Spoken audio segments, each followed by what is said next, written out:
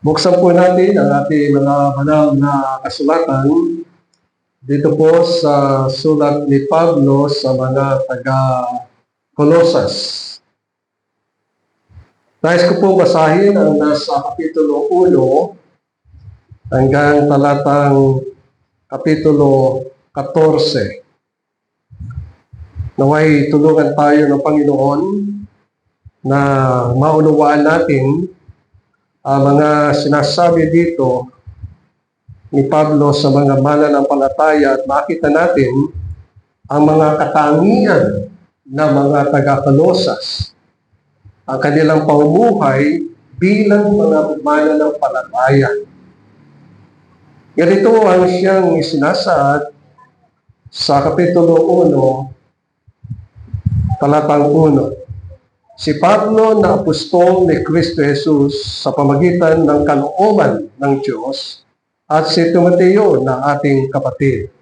Sa mga banal at tapat na mga kapatid kay Kristo na nasa Kolosas, sumainyo nawa ang biyaya at kapayapaang mula sa Diyos na ating Ama.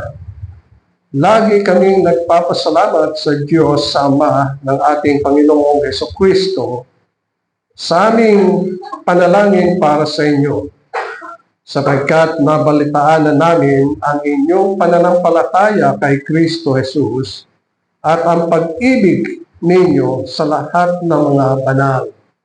Dahil sa pag-asa na nakalaang para sa inyo sa langit, sa inyo narinig noong una sa salita ng katotohanan ang Ebanghelyo na dumating sa inyo. Gayun din naman kung paano ito ay namumunga at lumalago sa buong sanlibutan, ay gayon din naman sa inyo mula sa araw ng inyong marinig at maunawaan ang biyaya ng Diyos sa katotohanan. Ito ay inyong natutunan kay Papras, na aming minamahal na kapwa alipin. Siya ay isang tapat na lingkod ni Kristo alang-alang sa inyo. At siya rin naman sa amin ay nagpahayag ng inyong pag-ibig sa Espiritu. Kaya mula ng araw na aming marinig ito, hindi kami tumigil ng panalangin para sa inyo at sa paghiling na kayo'y punuin ng kaalaman ng kanyang kalooban sa buong karunungan at pagkaunawang espiritual, upang kayo'y lumakas ng nararapat sa Panginoon na lubos na nakalulugod sa Kanya, na namumunga sa bawat gawang mabuti at lumalago sa pagkakilala sa Diyos. Naway palakasin kayo ng buong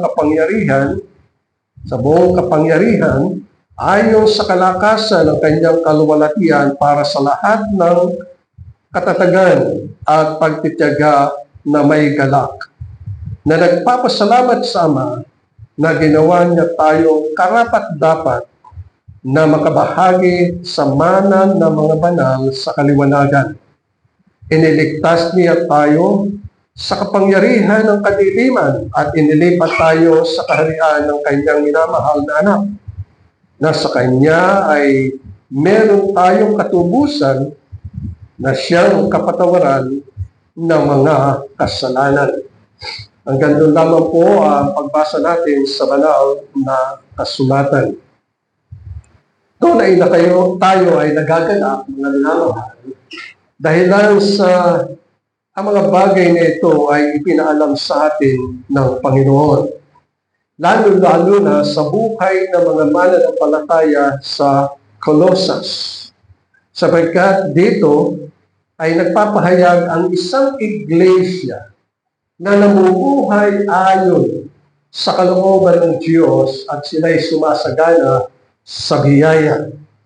Tunay na makikita natin ang kanilang pananalig at pananampalataya sa Panginoon, at nakikita rin natin ang kanilang pag-ibig sa lahat ng mga banal. Tinutukoy dito na sila ay mga banal. Sila ay tapat na mga kapatid kay Kristo na nasa Colossus. Ito ay katangian ng isang mananampalataya. Hindi niya tinitingnan kung anong denomination siya naroon o anong iglesia siya napapabilang, kundi ang tinitingnan niya ay yung mananampalataya na nagtitiwala sa Panginoon. Ang kanilang pananampalataya ay sa Panginoong Jesucristo. At ang kanilang pag-ibig ay sa lahat ng mga banal. Kaya nga tinawag ni Pablo ang mga mananampalatayang ito nasa taga-Colosas na sila'y mga banal. Ang dahilan kung bakit sila'y mga banal ay dahil sa sila'y nanalig na nampalataya sa Panginoong Jesucristo na ang Panginoong Jesucristo ang siyang tumubos sa kanila, binago ang kanilang buhay at sila'y mayroong bagong buhay at sila'y binigyan ng buhay na walang hanggan. Inyong pansinin yung salita dito sa talatang 2, sa mga banal. Pero man tinuturing na banal ay sapagkat yung kanilang kasalanan ay ipinatawad. Sa harapan ng Diyos, sila ay legal na mga banal. Walang kapintasan, walang kasalanan, walang kasamaan, walang pagsalangsang sa kautusan. At hindi na inaalala ng Panginoon ang kanilang mga kasalanan. Hindi na nangangahulugan na ang Diyos ay malilimutin. Kundi ang tingin niya, sila'y mga banal sapagkat ang kanilang buhay ay binago ng Panginoon dahil sa kanilang pananalig, pananampalataya. Sapagkat ang Panginoong Jesucristo ay namatay para sa kanila. At kung namatay, ang kanilang mga kasalanan ay tinatawad. Kaya itinuturing na sila'y mga banal. Walang kapintasan, walang masasabi, walang kasalanan. Sa harapan ng Diyos ay sila'y mga banal. At ang kanilang mga panalangin ay dinidinig ng Panginoon. Sapagkat malinis ang kanilang puso na ito ay nilinis sa pamagitan ng dugo ng ating Panginoong Jesucristo at walang nakikita na sagabal na anumang marumi sa buhay ng isang mananampalataya. Kaya ang turing sa kanila ay mga saints or mga banal. At ang isa pang bagay na makikita natin dito, sila ay mga tapat sa mga kapatid kay Kristo. Nandun yung fellowship. Maging anuman ang kanilang kalagayan, kung sila ay anumang kinapapalooban ng tatawag na miyembro ng iglesia, kundi ang tinitingnan natin ay yung kanyang pananampalataya, pananalig sa Panginoon. Kaya nga nasabi ni Pablo dito, siya ay laging nagpapasalamat sa verse 3 sa Diyos na Ama ng ating Panginoong Jesucristo. Tinutukoy dito na gayon din ang ating kalagayan. Dahil sa ating pananalig at pananampalataya sa Panginoong Jesucristo, yung Ama ng ating Panginoong Jesucristo ay ating Ama. Yung Diyos ng ating Panginoong Jesucristo ay ating Diyos. At malaya tayo nakakalapit sa Kanya sa pamagitan ng ating Panginoong Jesucristo. Kung kaya nga sabi dito ay laging nananalangin si Pablo para sa kanila. Ano ang dahilan kung bakit sila'y nananalangin? Sapagkat nabalitaanan ni Pablo sa pamagitan ni Epapras, isang lingkod ng Panginoon, sabi sa verse 7, na ito'y natutunan kay Epapras. So si Epapras ay isang lingkod ng Panginoon. Iniwan doon sa Colossus.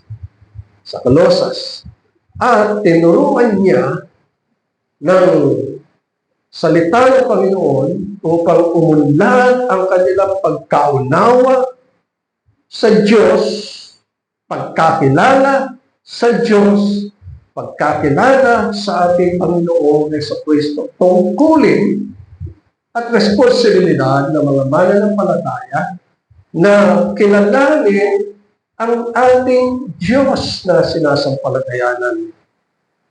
Malaman natin ang kanyang katangian, ang kanyang likas, kayamanan ng kanyang biyaya, kayamanan ng kanyang awa, habag sa atin, at gayon din ang kanyang dakilang pag-ibig. Ang pag-ibig ng Diyos ay wagas. Kaya, ang sabi ni Pablo, kaya niya idinadalangin ang mga taga-Colosas ay sapagkat nabalitaanan niya ang kanilang pananampalataya sa Panginoong Jesucristo. Kaya sabi sa verse 4, sapagkat nabalitaanan namin ang inyong pananampalataya kay Kristo Jesus. Pag sinabing nanampalataya, sabihin, ito'y isang kaloob ng Diyos sa mga hinirang, sa mga pinili, upang manalig sa Panginoong Jesucristo, sapagkat ang Panginoong Jesucristo ay ibinigay sa atin. Siya ang umako, nagdala, pinasan, yung lahat ng ating mga kasalanan. Kaya wala nang matitirang anumang kasalanan sa ating puso. Ginawa na ng Panginoong lahat. Lahat ng ating kasalanan, pinasan ng Panginoon, dinala. Kaya wala nang naiiwan sa ating puso, kundi kalinisan ng puso. Kapagkat nilinis tayo sa pamagitan ng dugo ng ating Panginoong Jesucristo. So sa kanilang nabaltaanan na pananampalataya, naging matapat sila sa Panginoon. At tunay na masasabi nito natin, narito ang kanilang pag-ibig sa lahat ng mga banal. Bakit nila iniibig ang mga banal?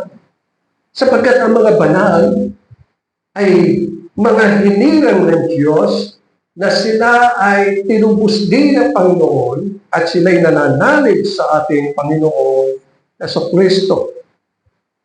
Siyempre, meron makikita tayo ng mga bagay na dapat nating tunghayan at pag-aralan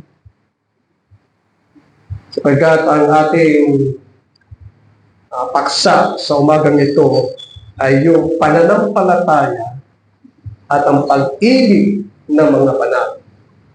Hate and love of the saints. So tatlong bagay ang napapanood dito na ating isasaalang-alang. Una, yung kanilang pag-ibig sa Espiritu. Love in the Spirit. Ikalawa, walk worthy in the Spirit. And then, ang pangatlo, giving thanks unto the Father. Unang-unang bagay ay itong nasa talatang 8. Tingnan natin yung nasa talatang 8 at sinasabi dito, at siya rin naman sa amin ay nagpahayag ng inyong pag-ibig sa Espiritu. Ibig sabihin sa kanilang paglilingkod, sila ay naging matapat, nanalig at nabuhay sa Espiritu. Pagmasdan ninyo yung salita, yung word na Espiritu ay capital. Capital E. Sa Ingles ay capital S. Nang ibig sabihin ito ay tumutukoy sa banal na Espiritu. Itinuro sa atin ng Panginoong Jesucristo na hindi tayo dapat nag-iisa. Sapagkat umakyat siya sa langit. So wala tayong kasama. Kailangan meron gagabay at magtuturo sa atin na magpapahayag ng mga katotohanan sa atin o kaya nga naipangako ng Panginoon na sa kanyang pag-alis isusugo niya ang banal na Espiritu o ang kanyang Espiritu upang siya'y gumabay sa atin. Patnubayan tayo. Sapagkat tayo, mga minamahal, ay mga spiritual being. Para lalo nating maunawaan ay sapagkat ito ang siyang ipinahayag ng Panginoon sa kanyang mga salita kay Nicodemo. Si Nicodemus ay isang Pariseo. So kung ating titingnan sa Kapitulo 3 sa sulat ni Juan, ay tinutukoy dito na si Nicodemus ay nakipagkita sa Panginoon ng araw ng gabi. At dito ay tinutukoy sa talatang 3, kasi ang sabi ni Nicodemo ay, Guro, nalalaman namin ikaw ay isang guro na mula sa Diyos sapagkat walang makakagawa ng mga tanda na iyong ginagawa malibang kasama niya ang Diyos. So ang tugon ng Panginoon sa verse 3? Sabi niya, at sumagot si Jesus, katotohanan sinasabi ko sa inyo, maliban ang isang tao ay ipanganak na muli, ay hindi siya makakakita ng kaharian ng Diyos. At sinabi sa kanya ni Nicodemo, paano maipapanganak ang isang tao kung siya ay matanda na? Makakapasok ba siyang muli sa tiyan ng kanyang ina at ipanganak? At sumagot ang Panginoon, katotohanan sinasabi ko sa iyo, maliban ang isang tao ay panganak ng tubig at ng Espiritu, hindi siya makakapasok sa kaharian ng Diyos. At ang ipinanganak ng laman ay laman at ipinanganak ng Espiritu ay Espiritu. So dito, mga minamahal, ang mga mananampalataya ay mga hinirang bago pa itatag ang sanlibutan. At nang sila'y hinirang, pinagkalooban sila ng kanya-kanyang pangalan at itinala sa aklat ng buhay. Kasi masusumpungan natin dito kahit na si Moises, alam ni Moises ng kanyang pangalan ay nasa aklat ng buhay kasi siya ay namamagitan sa mga Israelitas. Sabi niya, Panginoon, huwag mong hayaan na sila ay mapahamak. Ako na lang. Alisin mo na lang ang ating pangalan sa aklat ng buhay. Ano sabi ng Panginoon? Ang sino mang magkasala ay magkasala.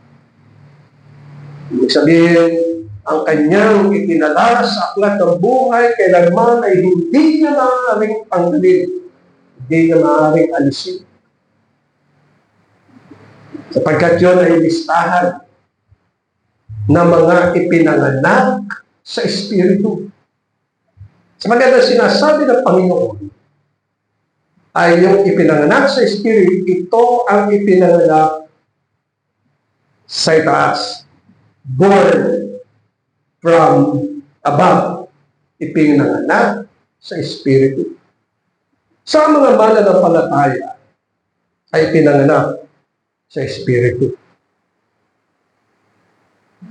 Ngayon, tinutukoy sa Hebreo Kapitulo 2 na ang mga anak, ibig sabihin, ang mga hinirang ay kinukop ng Diyos na maging mga anak ng Diyos sa pamagitan ng ating Panginoon sa Kristo. Kaya ang lahat ng mga tinirang ay mga anak ng Diyos. At ang mga anak ng Diyos ay pinagkalooban ng katawan. Sabi sa Hebrews chapter 2, basahin nyo Hebrews chapter 2. Kung ang Panginoong Jesucristo, sabi doon, ay pinagkalooban ng katawan. Ang Diyos ay naglaan ng katawan para sa Panginoong Jesucristo upang tubusin ang mga mananampalataya. At yung mga mananampalataya na mga hinirang ay pinagkalooban din ng katawan upang tubusin mula sa kasalanan. Kaya ang Panginoong Jesucristo ay magbangon mula sa mga patay, kasama niya ang mga mananampalataya na nagbangon mula sa mga patay. Kaya ang mga nasa Espiritu ay wala ng kamatayan. Hindi na sila mamamatay kailanman.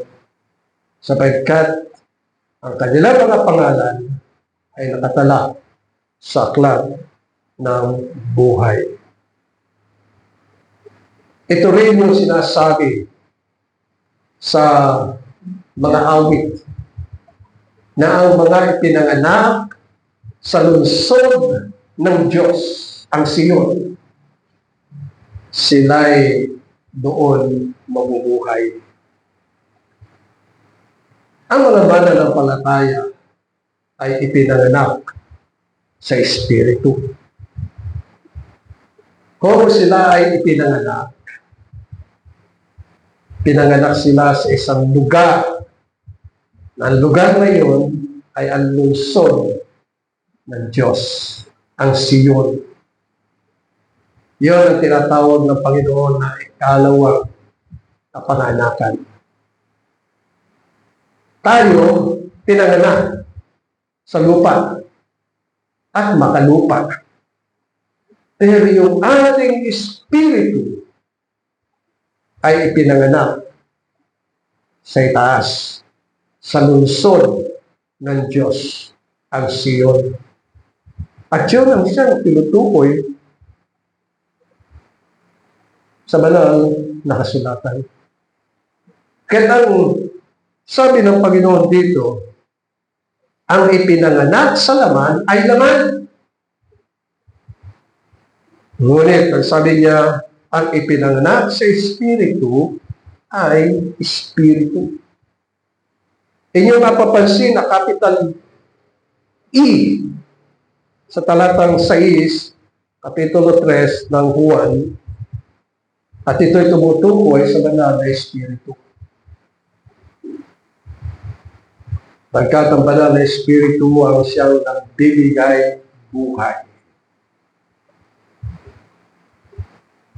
Kaya sabi sa banal na kasulatan, ang sino man na kay Kristo Jesus ay bagong nilalang. Bago na sila. Hindi na sila makalupa, bagamat sila'y nasa lupa. Ibig sabihin, yung pamumuhay natin ay hindi kinakailangang pamumuhay ayon sa laman. O tunay nga, kaya tayo naghahanap buhay para may pakain tayo sa ating sarili, mabuhay natin ito, at para sa ating sambahayan. Kaya tayo naghahanap buhay. O kaya tayo naghahanap buhay din ay sapagkat nais din natin makaranas ng kaginhawahan sa buhay. Magkaroon ng bahay, tahanan, o kaya ay makaupa ng tahanan o kaya ay may masilungan at yung mga bagay na kailangan natin sa pang-araw-araw ay pagkaloob ng Panginoon. Pero yung ating pamumuhay na spiritual, ito ang napakahalaga sa harapan ng Panginoon siyang ating tatalakayin. Kaya ang mga mananampalataya ay nakaugat at nakatayo sa Panginoong Jesucristo. Nakaugat tayo. Yan ang sabi sa Colosas, Kapitulo 2, talata 7, na nakaugat at nakatayo sa Panginoong Jesucristo at matibay sa pananampalataya, gaya ng itinuro sa inyo na sumagana sa pasasalamat. So ang mga mananampalataya na nakita ni Pablo sa mga taga-Colosas ay mga nakaugat sa Panginoong Jesucristo.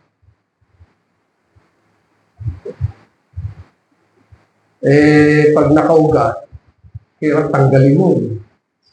At walang sino man maaari magtanggal sa mga mananampalataya dahil sila ay nakaugat sa Panginoong Jesucristo. Hindi lamang nakaugat, kundi nakatayo, rooted and built in Christ. Kahit matatag ang mga mananampalataya.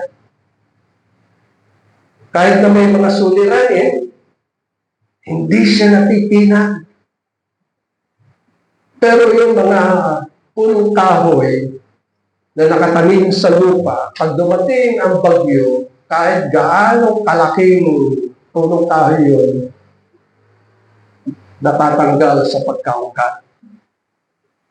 Kasi lupa. Pero ang pananampalataya ng mga mananampalataya ay nakaugat sa Panginoong Jesucristo. Pag dito'y tinutukoy, sila'y nakatayo sa Panginoong Jesucristo. Kaya ang kanilang pamumuhay ay isang pamumuhay na lumalakad ayon sa Espiritu. Ito ay yung sinabi ni Pablo. Sabi dito, sa Kapitulo 8 ng Roma, talatang 1, ngayon wala nang kahatulan sa mga na kay Kristo Jesus na hindi lumalakad ayon sa laman, kundi ayon sa Espiritu. Kasi sa Tagalog kulang eh. Sabi dito sa Tagalog, ngayon wala nang kahatulan sa mga na kay Kristo Jesus. Putol, hanggang doon lang. Pero kung titignan natin ang wika Ingles, ang sabi dito sa wika Ingles sa Roma, Kapitulo 8, mas maganda na makita natin ang mga bagay nito, mga minamahal. Ang sabi niya, there is therefore now no condemnation to them which are in Christ Jesus, who walk not after the flesh, but after the Spirit. Tingnan niyo yung salitang word na Spirit. It's capital. Tumutukoy sa banal na Espiritu. Kaya sabi dito, who walk there, sa mga mananampalataya ay nasa Espiritu. They are born in the Spirit, sabi ng Panginoon. At kung born in the Spirit, wala na silang kamatayan kailanman. Hindi na sila mamamatay, sila'y kasama ng Panginoon sapagkat sila'y mga anak ng Diyos. Tinutukoy dito na ang mga lumalakad sa Espiritu ay may kapayapaan. Yan ang nasa verse 6. Tingnan nyo sa Romans chapter 8, verse 6. Sapagkat ang kaisipan ng laman ay kamatayan. So ano ba ang laman? Makamundo. Mahilig. Magpayaman para lang sa kanya. Mahilig sa kanyang sarili para maging tampok.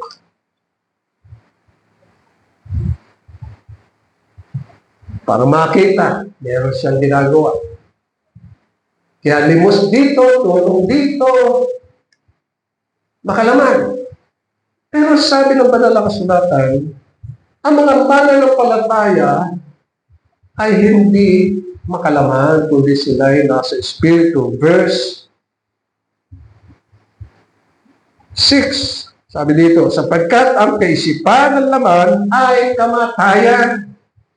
Subalit ang kaisipan ng Espiritu ay buhay at kapayapaan.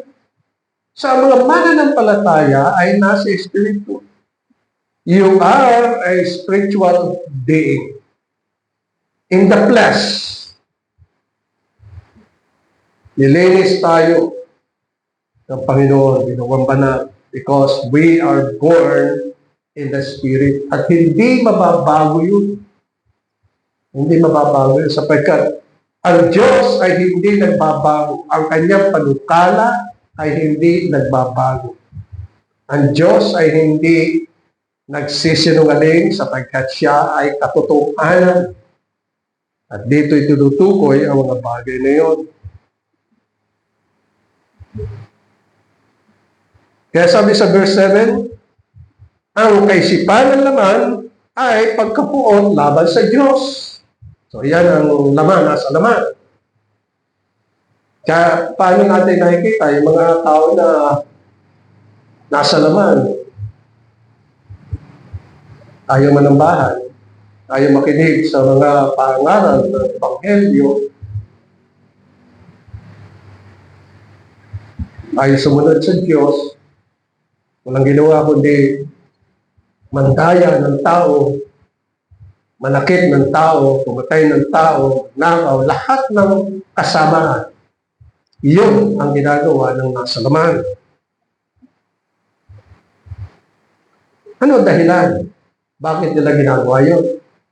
Kapag sabi sa verse 7, sapagkat hindi ito napapasakop sa kautusan ng Diyos, ni hindi nga maaari. At ang mga nasa laman ay hindi nakapagbibigay lugod sa Diyos. Kaya sabi ni Pablo sa mga taga-Roma, ngunit kayo, mga mananampalataya na nagtitiwala at nananalig sa Panginoon sa Kristo, kayo'y wala sa laman, kundi nasa Espiritu. You are born in the Spirit. Yan ang nananatili sa inyo, ang Espiritu ng Diyos. Lagi natin tatandaan. Ipinagkaloob sa atin ang banal na Espiritu upang siya ang sumubaybay sa atin, mag-ingat sa atin, turuan tayo, mamuhay tayong ayon sa Kanya, sa Espiritu. So, ang Espiritu ni Kristo ay binigay sa atin. Hindi niya nais na tayo ay nag-iisa. Hindi niya nais na tayo mapahamak. Hindi niya nais na tayo ay mawaglit sa kanyang tabi. Kahit siya'y nasa ating puso, nananahan. Sumasa atin, He dwells in us. At siya'y sa atin magpakailanman. Hindi niya tayo pababayaan. Maging sa kamatayan, hindi tayo pababayaan ng Panginoon. Sapagkat tayo'y kanyang anak. Tayo'y kanyang pag-aari. Netatak tayo ng banal na Espiritu. We are sealed Kaya naman may katara sapagkat ipakita na tayo ay pag-aari ng Diyos at hindi tayo pwedeng kunin ng sinuman. Kaya ito ang sinasabi. Kaya sabi sa verse 9, ngunit kayo wala sa laman, kundi nasa Espiritu, yarang nananatili sa inyo ang Espiritu ng Diyos. Subalit po, ang sino may walang Espiritu ni Kristo, siya'y hindi sa Kanya. So, ang mga mananampalataya, they are spiritual being, born from above, na pinagkalooban ng katawan. At tayo, bilang mga mananampalataya, ay kinakailangan namumuhay ayon sa banal na Espiritu. Kinakailangan ay maipahayag natin ang ating pag-ibig sa Espiritu. Ito yung sinabi ni Pablo sa verse 8. Ang sabi niya na siya rin naman sa amin ay nagpahayag ng inyong pag-ibig sa Espiritu. So, yung pag-ibig nila sa Espiritu ay sumusunod sa Panginoon, sa palatuntunan ng Panginoon at sa kalooban ng Panginoon. Kaya nakikita ni Pablo mula sa balita kay Papras yung kanilang pananampalataya sa Panginoong Jesucristo. Matapat sila, nananalig sila, at kahit nasa kanilang pag-ibig sa mga mananampalataya. Kaya sabi ni Pablo sa talatang 9, kaya mula ng araw na aming marinig ito, hindi kami tumitigil ng panalangin para sa inyo at sa paghiling na kayo'y punuin ng kaalaman ng kanyang kalooban sa buong karunungan at pagkaunawang espiritual. Ito ang panalangin. Ang nais ng Panginoon sa atin, mga minamahal, bilang mga anak niya, ay tayo'y punuin ng kanyang kalooban. Ibig sabihin, kinakailangan lumago tayo sa pagkakilala natin sa ating Diyos at Ama ng ating Panginoong Jesucristo. At pagkakilala din natin, pagkalam natin sa ating Panginoong Jesucristo, punuin tayo. Yung puso natin, yung buhay natin ay punuin. Kaya nasabi ni Pablo sa mga taga-Efeso, be filled with the Holy Spirit. Mapuspos kayo ng banal na Espiritu. Patulad ng mga alagad. Sapagkat sa panahon natin, ito ay panahon ng banal na Espiritu. Na siya ang namamahala, nangangasiwa. Hindi siya nakikilala ng mga maliban na mga mananampalataya. Kilala ang banal na Espiritu ng mga mananampalataya.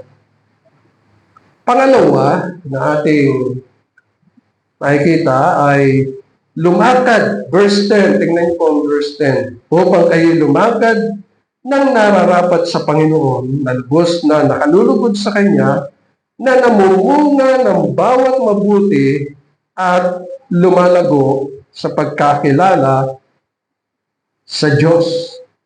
So ilang bagay ang makikita natin dito. Lumakad ng nararapat. Ano ang sabi ni Pablo sa Roma, Kapitulo 12, talatang 1? Sabi niya, kaya nga mga kapatid, tinatawag niya mga mananampalataya, mga kapatid, isinasamo ko sa inyo, ipinamamanhid ko sa inyo. Yun ang sinasabi ni Pablo dito. alang-alang sa kahabagan ng Diyos na inyong ialay ang inyong mga katawan na isang handog na buhay, banal, kasiyasiya sa Diyos, na siya ninyong makatwirang paglilingkod. At ang sabi niya sa verse 2, huwag ninyong tularan ang sanlibutan, kundi magbago kayo sa pamagitan ng pagbabago ng inyong pag-iisip upang mapatunayan ninyo kung alin ang mabuti, kasiyasiya at lubos na kalooban ng Diyos. Ito ang paglakad ayon sa Espiritu.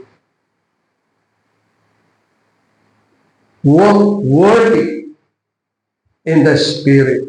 Lumakad na kalugod-lugod sa Panginoon. At gumawa ng mabuti, mamuna ng mabuti. Ito ang tinutukoy. Sabi sa 1 Thessalonians chapter 2, verse 12, na kayo'y pinangaralan at pinalakas ang loob ninyo at nagpatotoo upang kayo'y lumakad ng nararapat sa Diyos na siyang tumawag sa inyo sa kanyang sariling kaharian at kaluwalhatian. So, ang mga mananampalataya ay mga tinawag para sa kanyang sariling kaharian. So, ang inaasahan ng Panginoon, kung tayo ay nabibilang sa kanyang kaharian, ang buhay natin ay kinakailangang nahayag na lumalakad ayon sa kanyang kalooban, ayon sa kanyang pagkakatawag sa atin sa kakaluwalhatian na nagbubunga ng mabuting gawa. Yan ang makita natin dito sa verse 10. Lumago at hindi lumago sa pagkakilala sa Diyos. Tungkulin natin bilang mga anak, kailangan kilalanin natin ng gusto ang ating Diyos at ating Ama. At kilalanin natin ng gusto ang Panginoong Jesucristo, yung kanyang katangian, kapangyarihan, pagmamalasakit sa atin, yung ginawa tayong bagong nilalang, yung tayo ay ginawang tagapagmana ng kanyang kaharian. Yan yung mamanahin natin ng kanyang kaharian. Ngayon pa man, nilipat na tayo ng Panginoon mula sa kadiliman tungo sa kanyang kaliwanagan sapagkat bawat isa sa atin ay nasa kanyang pangalaga. Na hindi niya tayo pababayaan, hindi niya tayo kalilimutan, hindi niya tayo nais na mapahamak o mawaglit sa kanyang presensya. Kaya sabi sa verse 11, naway palakasin kayo sa buong kapangyarihan. Tayo mga minamahal ay walang kapangyarihan. Sapagkat mula tayo sa lamok. Tapos, walang kakayahan. Mahina. Laging inaantok, laging tinatamad, laging wala.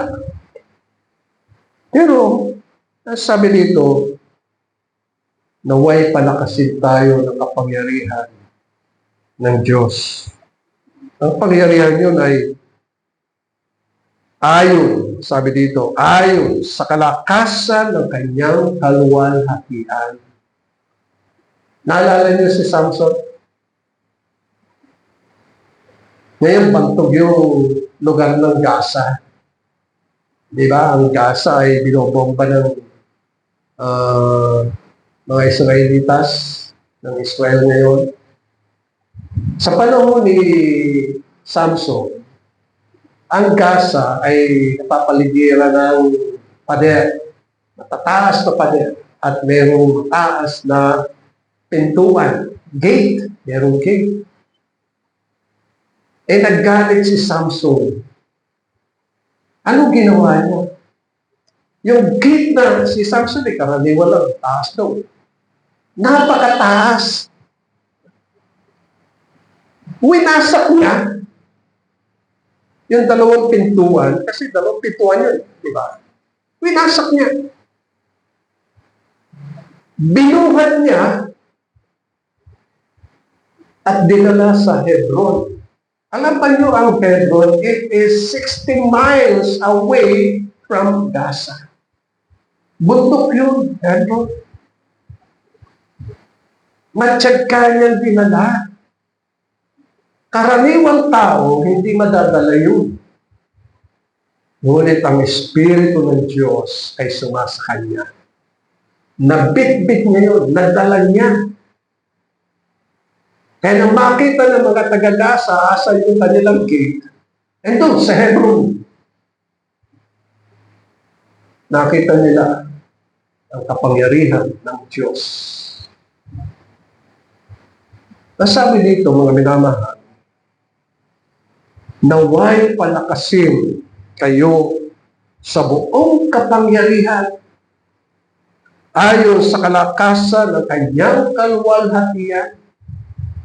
So mapapalakas tayo ng Panginoon para hindi tayo tatamad-tamad, hindi lulugo-lugo. Kahit nasa pag-aaral ng salita ng Panginoon, imbis na manood tayo ng kung ano-ano, basahin natin ang banal na sulatan, sapagkat ang salita ng Diyos, pagkain ng ating kaluluwa, kinakailangan ay binubusog natin ang ating sarili, sapagkat spiritual tayo. We are the spiritual being. Pinanganak tayo sa Espiritu.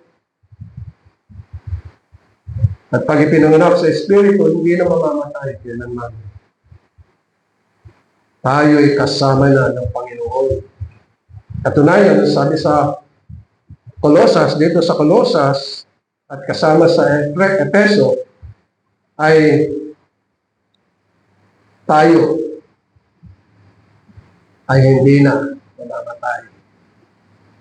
Pinagkalooban tayo ng buhay na walang hanggan. Pangatlo na makikita natin dito, yung verse 12.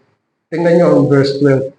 Na nagpapasalamat sa Ama na ginawa niya tayong karapat-dapat na makabahagi sa mana ng mga banal sa kaliwanagan.